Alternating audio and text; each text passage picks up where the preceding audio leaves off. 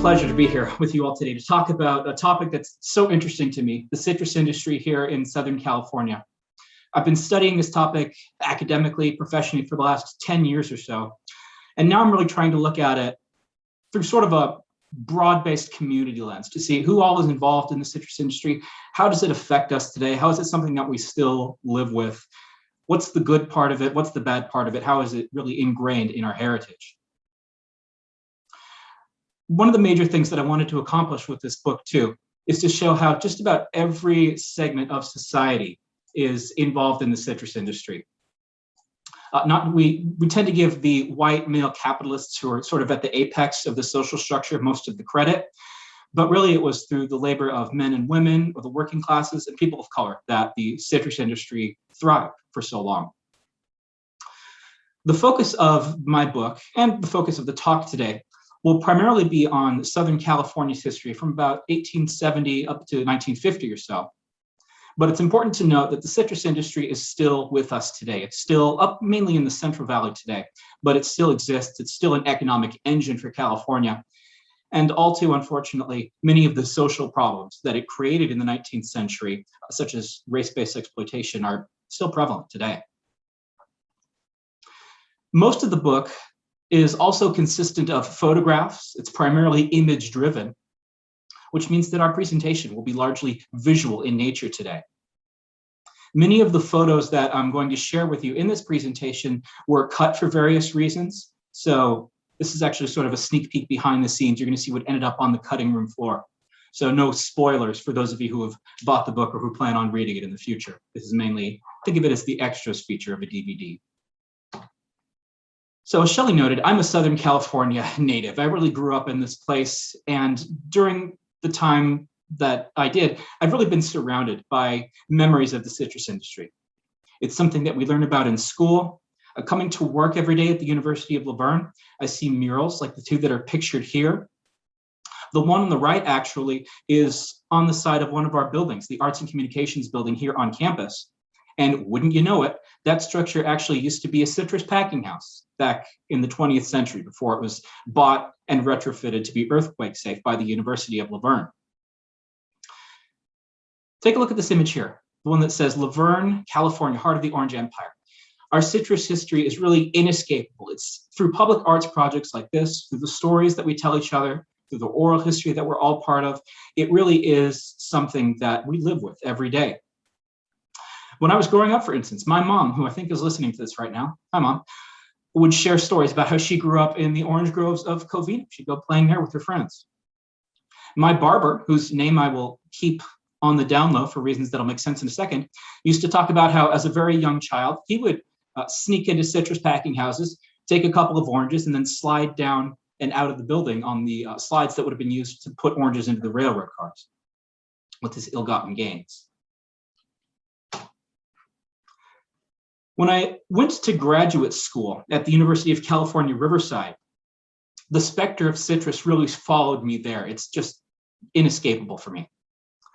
At the University of California, Riverside, we have what's called the Citrus Experiment Station, or it's called the Agricultural Experiment Station today. But it's essentially acres upon acres of different types of citrus fruits. The image on the left of this PowerPoint slide shows a public arts mural underneath the 215 freeway right outside the University of California's Riverside campus. There are those pesky oranges again, being laden by railroad boxcars.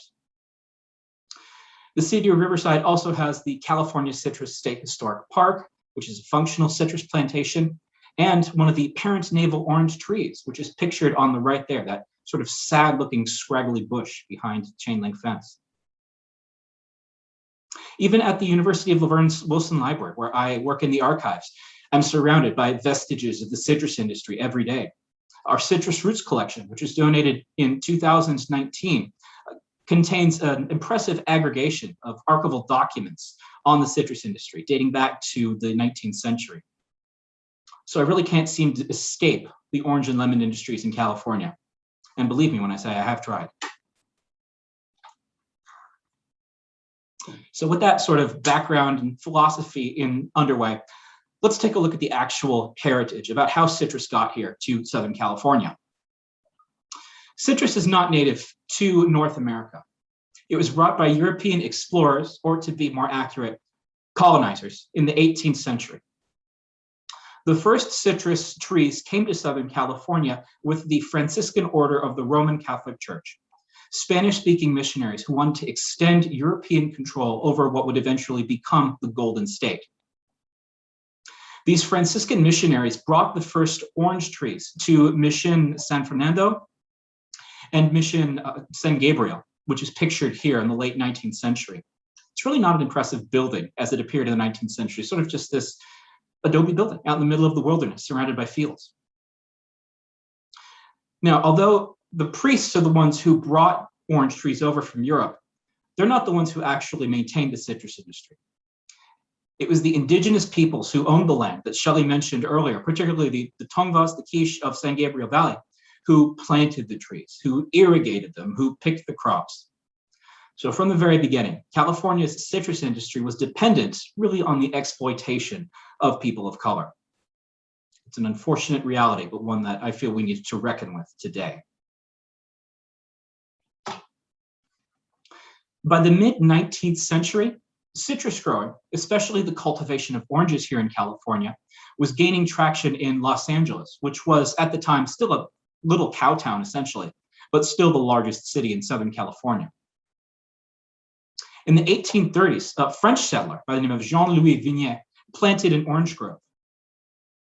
His neighbor, a gentleman by the name of William Wolfskill, who was a retired fur trapper from Kentucky, planted an even bigger orange grove, which we can see pictured here in the 1870s. When the railroad first came to Los Angeles in the 1870s, it actually established a station on the Wolfskill property, partly because they wanted to use the oranges as a tourist attraction, but also so that they could make a whole lot of money on freight charges, shipping these oranges to the eastern United States. Citrus in Southern California experienced a pretty terrific boom in the 1870s, thanks to the efforts of the woman pictured here. This is a homesteader by the name of Eliza Tibbets, who came from the eastern United States. She was very closely involved in spiritualist and transcendentalist circles. She lived in Virginia after the Civil War, where she tried to start a racially harmonized community where Black and white Americans could live in harmony with each other, could be racially integrated and enjoy equal protection under the community laws. Unfortunately for Ms. Tibbets and her project, most Virginians were not terribly interested in notions of racial equality after the American Civil War. So as a result, she was forced to go out west and decided to go as far west as she could, making it to California. Before she came to California, though, Tibbets was given a gift of a few trees, orange trees from Brazil, by a friend of hers who worked at the US Department of Agriculture.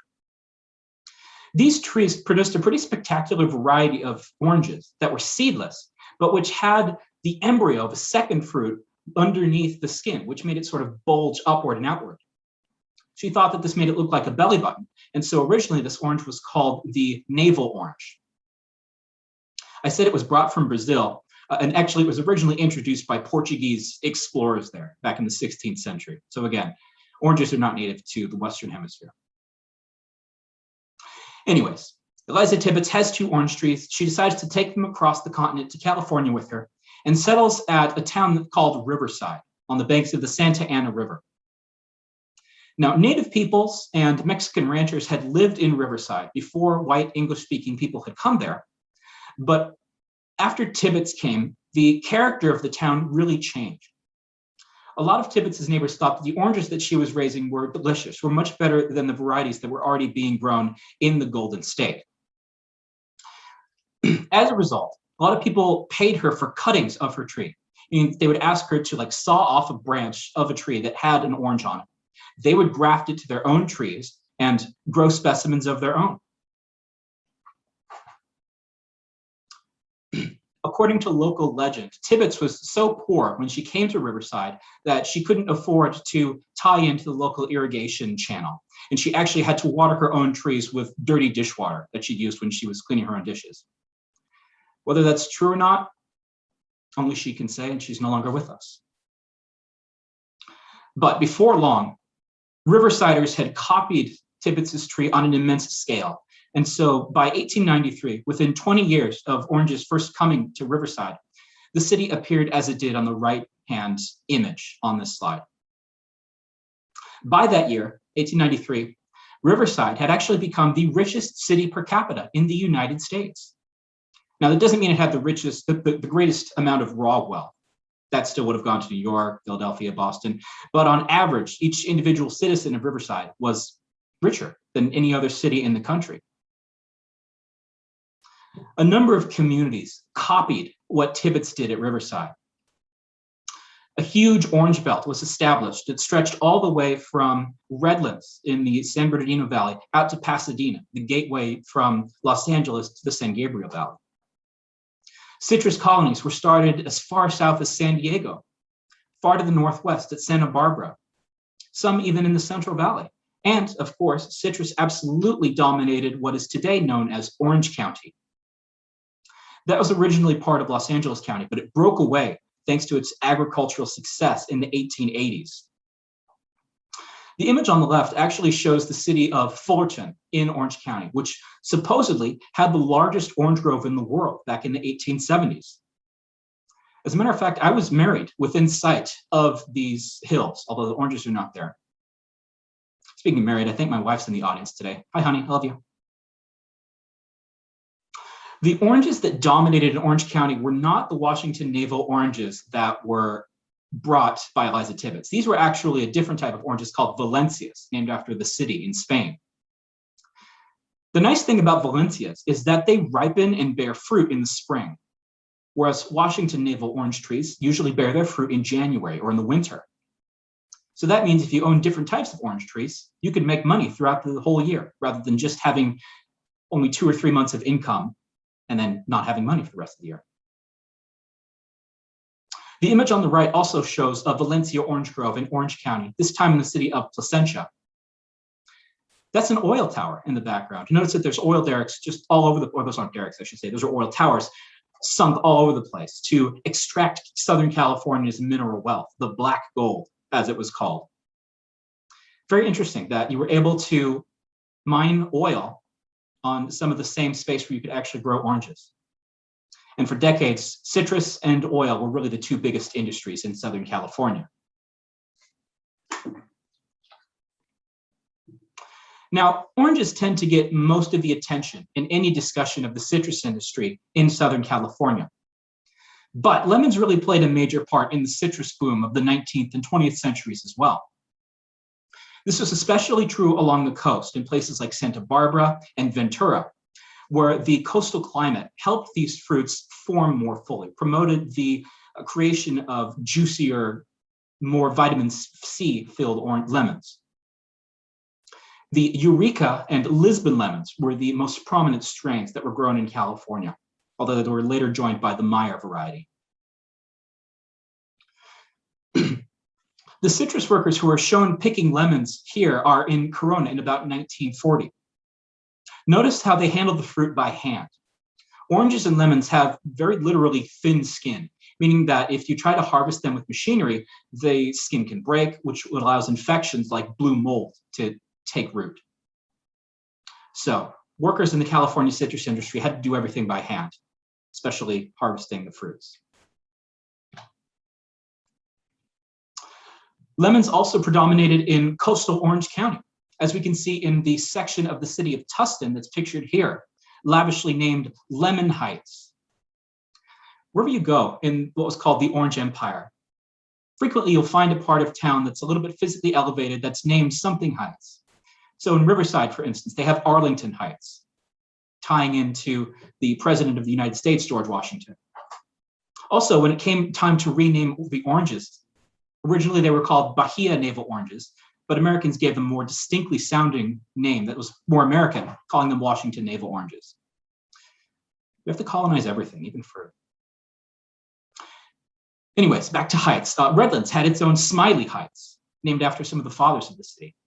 So by establishing different heights, by cordoning themselves off at the high points of all these different cities, it's like citrus growers are saying, we're the apex. We represent the top of the social pyramid.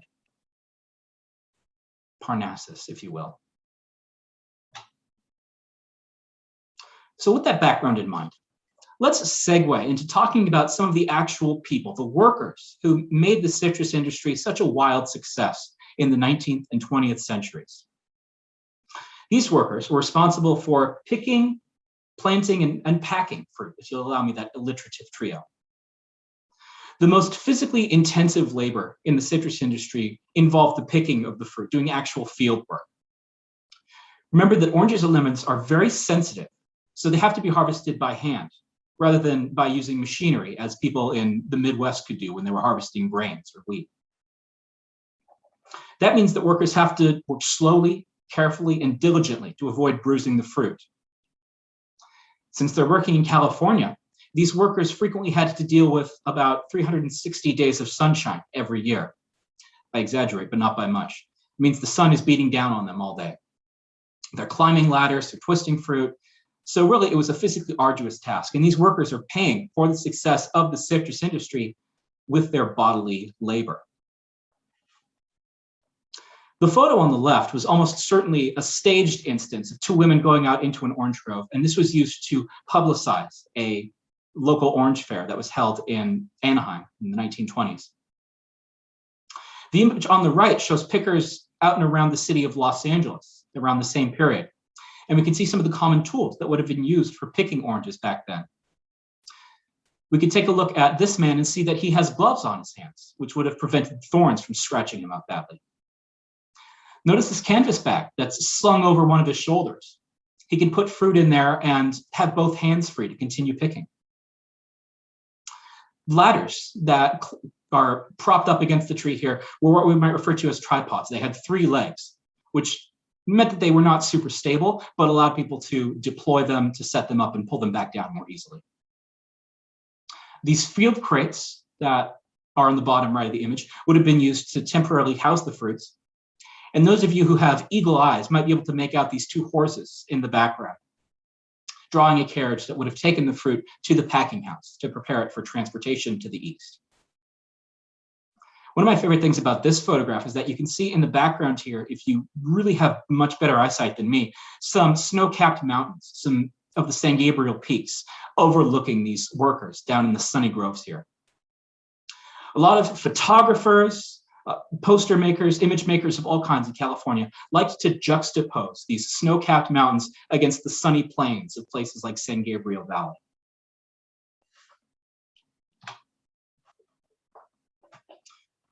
So the most important early labor pool within the California citrus industry consisted of the first peoples who lived here, the indigenous native Californians who were here before the Spanish came, before the Americans came. These men and women were usually the descendants of those who had survived the European introduced diseases and conquest of the 18th and 19th centuries. And they were really the backbone of citrus picking in the 1870s and 1880s, in the early years after Tibbets brought her navel oranges here. Even later on, when different populations started to eclipse Native Americans numerically, California's indigenous people continued to remain a critical part of the citrus industry. Part of this was due to the fact that Riverside, in the early part of the 20th century, started a boarding school for Native American students that was referred to as the Sherman Institute. Now, the Sherman Institute was really discriminatory during its early years. It was trying to get Native American students to abandon their cultures, abandon their life ways and their languages in favor of learning American and other European languages. Thankfully, though, since the early 20th century, Sherman Institute has become much more about proclaiming Native American culture, upholding that for future generations. With that being said, one good thing that the Sherman Institute has done almost since the beginning is to have what's called an outing program, where students could get jobs on the afternoons or on weekends. And since the Sherman Institute was located in Riverside, perhaps unsurprisingly, many of these students went to go work in packing houses or in fields, picking oranges. The image on this slide shows a number of Native American students from the Sherman Institute visiting a local packing house. Sadly, I wasn't able to use this image for the final book because I wasn't able to get permission in time for my publication deadline. but it does exist. And I think it's important to acknowledge the names, the faces, the existence of these native peoples.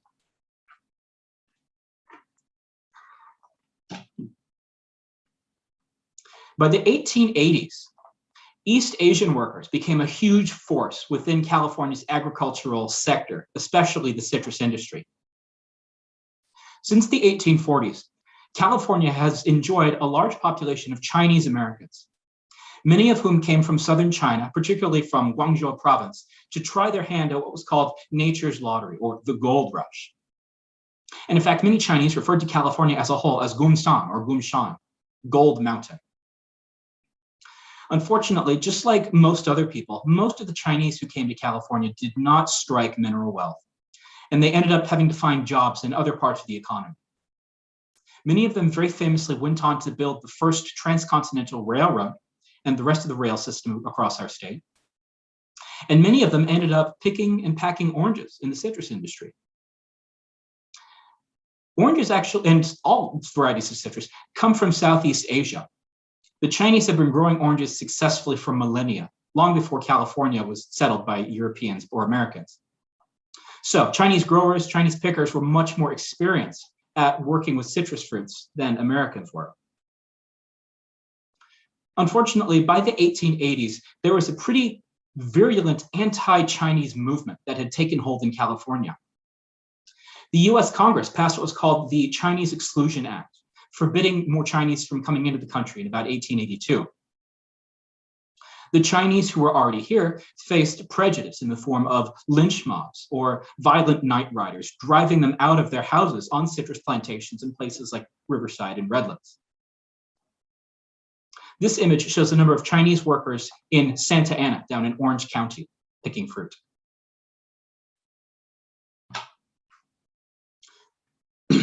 After the Chinese immigration was shut off in the 1880s, different Asian groups started to migrate to California in large numbers. Notable among these were Japanese Americans, who became a major labor pool within California by about 1900. Many of them were able to build up land ownership or wealth of their own, which made white people feel threatened because white fragility. And that led to California actually passing a law forbidding aliens from owning land. But still, the Japanese persevered, and really all the way up until World War II, when the Japanese were interned by the United States government for no reason other than their heritage, they continued to be a major part of the California citrus labor pool. Filipinos, such as the pickers shown in this image, fared slightly better than the Japanese or the Chinese. Technically, for like the first half of the 20th century, the Philippines were like a colony or a protectorate of the United States. So the Filipinos could come pretty freely to continental North America, and many of them ended up in the orange groves of California. Importantly, Filipinos were some of the first workers to organize in the California farm movement, and they actually laid the groundwork for the United Farm Workers movement that Cesar Chavez and Dolores Huerta would really spearhead after World War II. This is also one of my favorite photos because down in the corner here where my cursor is hovering, you can see that this gentleman's holding a dog. I always try to find photographs of dogs to include in my work, just because I like them. By the 20th century, Mexicans and Mexican Americans eclipsed just about every other group as the backbone of the California farm labor movement. A huge itinerant labor force dominated the orange groves of Orange County and the Citrus Belt by the 1920s. And in fact, this migratory farm labor force is still with us today. It survived depressions, wars, cold or otherwise. Really, Mexican-American farmhands are what make California the most profitable agricultural center in the United States. In the 1910s, a number of push and pull factors drew people from Mexico up to California to take part in the citrus industry. One of the most important push factors was the Mexican Revolution, which introduced basically nationwide economic, political, and social chaos in Mexico, and made California a much more attractive prospect for wage earners. Both of these photos show Mexican-American workers at the Limonera plant in Santa Paula, here in Ventura County. That's a huge lemon production facility. And by 1925, thanks to the work of these Mexican-American men and women, California was furnishing about 13,000 carloads of lemons to the rest of the United States annually. Even during the Great Depression, when the rest of the economy was contracting, the price of oranges and lemons went up. These are Mexican-American men, and one of the things that I find really important, noteworthy in this discussion is that you can't really see their faces. They're all turned away. And unfortunately, this is really indicative of how the citrus industry has treated Mexican Americans over the years. Their work has been marginalized, they've been erased from history, their names have been purposely forgotten. So really the exploitation of people of color extends to removing them from the historical record. Thankfully, though, in this day and age, we're starting to see a lot of recovery of voices of people who had been pushed to the side previously. I would like to point, for instance, to what's called the Bracero Archive, an online program where Mexican-American workers from the World War II era have contributed their stories to try to restoring their voices to the historical record. So, with the picking of fruit out of the way, the next phase of citrus agriculture entailed packing or getting fruit ready to actually put it onto railroad cars for shipment across the country. Most of the packing houses in Southern California were built right on the railroad tracks, such as this one, which is the Gold Buckle Association in East Highlands in San Bernardino Valley. If you look closely at this image, here's the packing house, here's all the workers. Here's some railroad cars pulled right up to the side here. And these actually would have been refrigerated, would have contained huge chunks of ice to prevent the oranges and lemons from being spoiled in transit. Looks like a pretty normal building from the outside. But on the interior, you wouldn't necessarily recognize it as an agricultural packing house. This interior shot gives a good idea of how most packing houses were laid out, drawing on natural light earlier on, having sort of an assembly line setting where, with conveyor belts where men and women worked together to wash, dry, sort fruit by grade or color, and otherwise prepare it for transportation. With all the heavy industry that went on in these packing houses, especially thanks to the electrification movement of the 20th century, what we see here is not terribly dissimilar from what sites we might take in at a Ford automobile plant. We're still seeing a bunch of people sitting now? Okay, perfect. Yes. The citrus packing industry relied very extensively on female labor by the 20th century. Some women took part in field work, but really most women who were involved in California's citrus industry did packing house work. They washed oranges and lemons, dried them, they graded the fruit, which meant that they determined what quality it was and what price it would sell for, sorting it by size and how complete the fruit is. If a certain piece of fruit wasn't good enough, it would be culled, turned out, maybe juiced and turned into orange juice.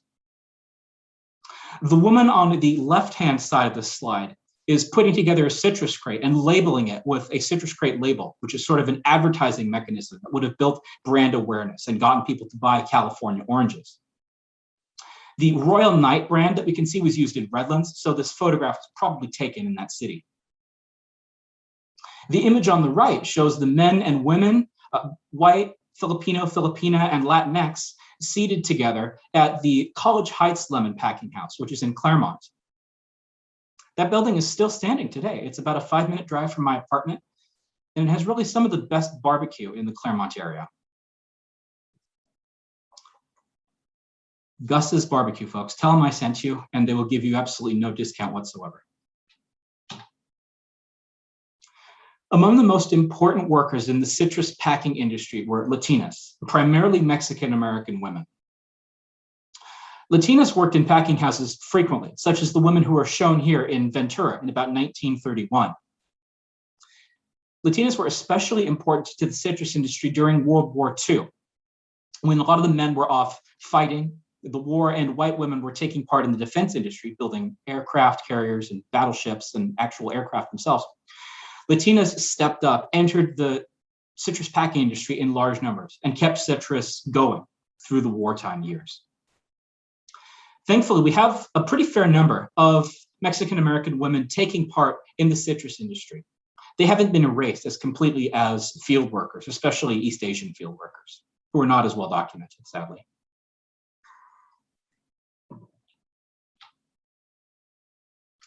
Let's shift gears now.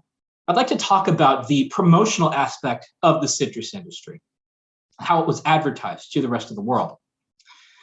I could spend an entire hour just talking about that, and the book has a lot of really great photos on this subject, but I'd like to limit my discussion to just some of the broader themes.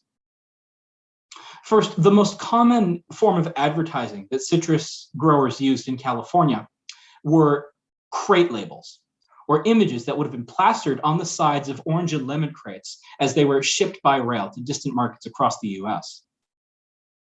These eye-catching images were really meant to pop colorfully and get the attention of fruit jobbers at different markets from the Midwest out to the East Coast. A lot of these labels relied on some of the same common themes, such as touting the quality of the fruit or drawing attention to the Pacific coast, the sunshine, and the landscape of California. All of those themes really appear on this citrus crate label. This one actually comes from National City, which is just north of San Diego. And I'm going to take my citrus hat off and put my railroad hat on and say that National City was crucial in bringing the Santa Fe Railroad to California and breaking the Southern Pacific Railroad Company's monopoly on transportation.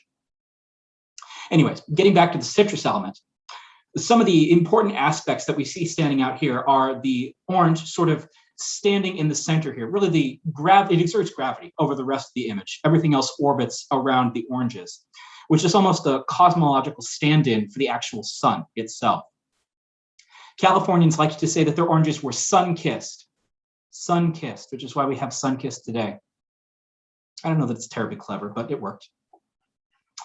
Also, notice the lush rolling hills and beautiful waterways at the bottom of the image, which really tried to package California as this paradise on the West Coast. Or as the kids today like to say, West Coast, best coast.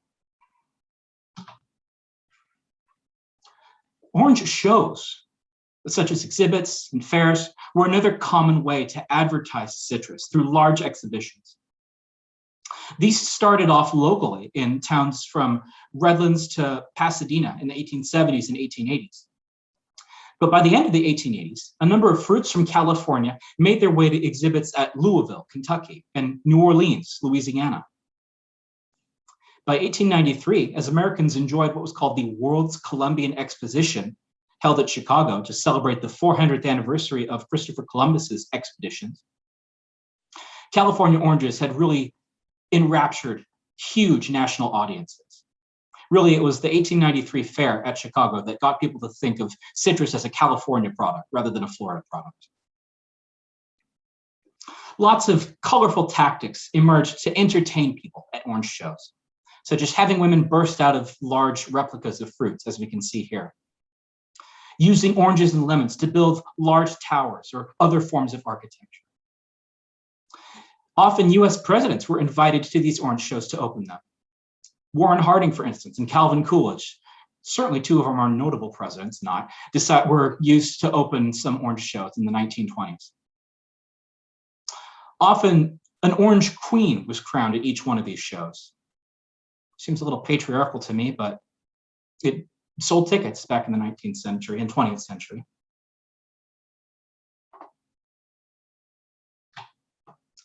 One of my favorite stories about the citrus industry and advertising sadly didn't make it into the final book, so I'm happy to be able to share it with you all here today.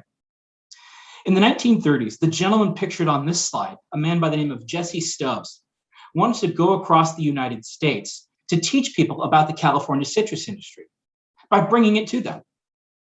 He decided to rent out a truck, put a giant Valencia tree in the back, and drive it from town to town across the United States. This image shows him very proudly pointing at a map of all the cities that he's visited / planning to visit, and you can see the trees sort of peeking out from the top of the truck itself. That's industrious. In fact, the railroad had really done something similar in about 30 years before Jesse Stubbs, putting trees in orange cars, taking them across the country to try to advertise the citrus industry.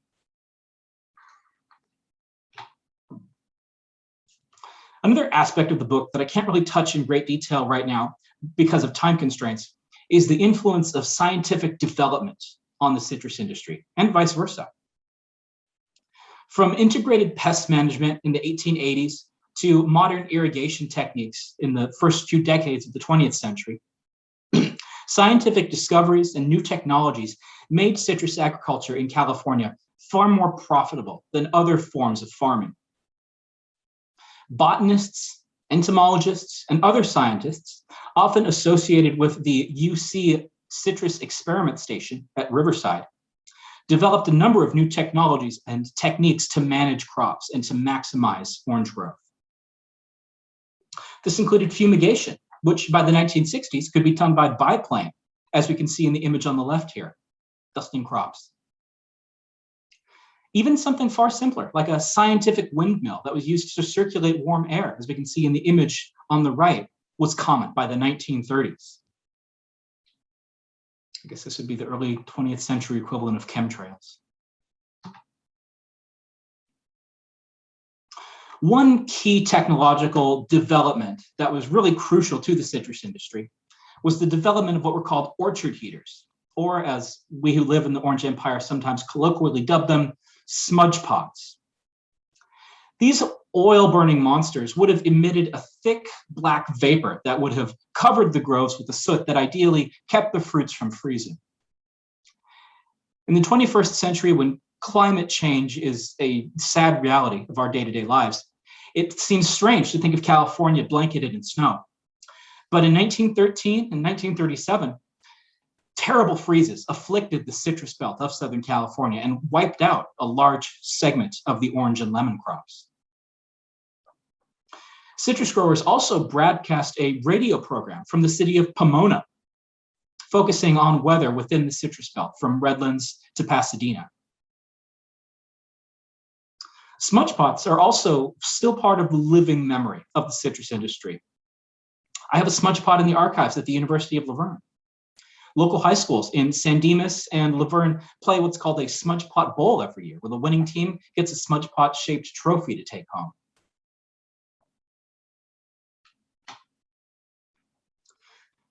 By the 1940s, some demographic and technological changes in California shifted the citrus industry.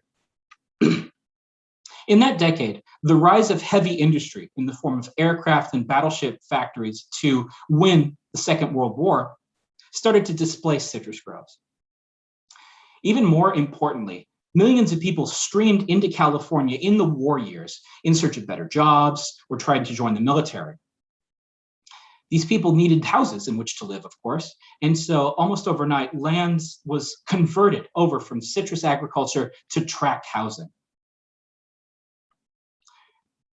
Part of the reorientation of California around a larger population and industrial growth was the development of an infrastructure based on automobiles. The image shown here shows a truck hauling orange crates in 1948 as pickers bring crops to a packing house in San Fernando. Before automobiles dominated the infrastructure of California through highways, they were used in orange groves. But later on, they became tools to further displace the citrus industry in Southern California and give us urban sprawl. As increased housing and highways became necessary to service the expanding population of California, the need for revamped infrastructure caused the further displacement of citrus groves. The image here, for instance, shows the Santa Ana Freeway going up through Orange County. You can notice businesses, houses right alongside the freeways, a few errant orange groves, but those are being forced back to make way for suburban growth. Also in the 1950s, around the time the Santa Ana Freeway was completed, Orange County became the home of what was called Disneyland, a theme park that was built only after it tore down about 4,000 Valencia orange trees.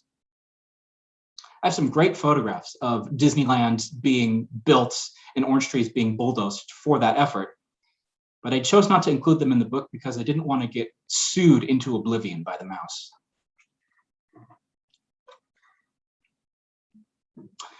So after World War II, citrus really started to migrate out of Southern California. but that doesn't mean that it left the state entirely. Citrus is still a major feature of California's agricultural economy today. Since the mid-20th century, orange and lemon production has migrated north to the Central Valley, where citrus is really larger than it's ever been commercially. The image on the left shows our first color photograph, I should say, of a mandarin orange grove in the San Joaquin Valley in the 2010s. If you look deep enough in Southern California, you can still find some traces of the citrus industry in the southern part of the state. In the right-hand image, for instance, is a picture of what are called lime quads, an experimental variety of citrus that's created at the Agricultural Experiment Station in Riverside, that scientific facility that I mentioned before that was so important in pioneering scientific discoveries for the citrus industry. Citrus definitely still lingers in the collective memory of Southern California.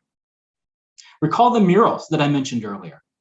Towns from Redlands out to Pasadena to even Los Angeles itself all have murals of the citrus industry. Active citrus groves still exist in some corners of the state, including Riverside. This image may look like it was taken about a century ago, but I actually snapped this myself about 4 or 5 years ago when I visited the California Citrus State Historic Park. Aside from the palm trees, all the arboreal specimens that you see here are orange or lemon trees. Park rangers take people through the park daily and actually allow them to pick fruit off the tree, which they can take home and eat themselves, or juice. On top of these remnants of the citrus industry, we also have libraries and archives across the citrus belt that preserve collections of the citrus industry, from historical newspapers to the photographs that I used for this book to the citrus crate labels that have all become collectibles items today. As a side note, I'd like to also shout out the amazing archivists, librarians, and other research specialists who supported me in making this project a reality. They're the real MVPs. Well, thank you all for attending this talk today. I greatly appreciate you bearing with me through those inevitable yet infuriating technical difficulties. Thank you to Shelley for that wonderful introduction, and thank you especially for Professor Gideamini for being the gatekeeper and making sure everyone behaved. Sadly, I can't sell books to you right now. The book, California Citrus Heritage, is available for purchase on Amazon, Barnes & Noble, and through the University of La Verne bookstore. So I can't sign a copy for you that way. But what I can do is this. If you stick around and send me your contact information, I can get in touch with you. And what I can do is send you a signed bookplate, a personalized message that you can put as a sticker in the cover of your book, if you're interested. So I can still sort of give you an autograph and give you a personalized message. Thank you, Shelley. Thank you, everyone. It was a pleasure to have you.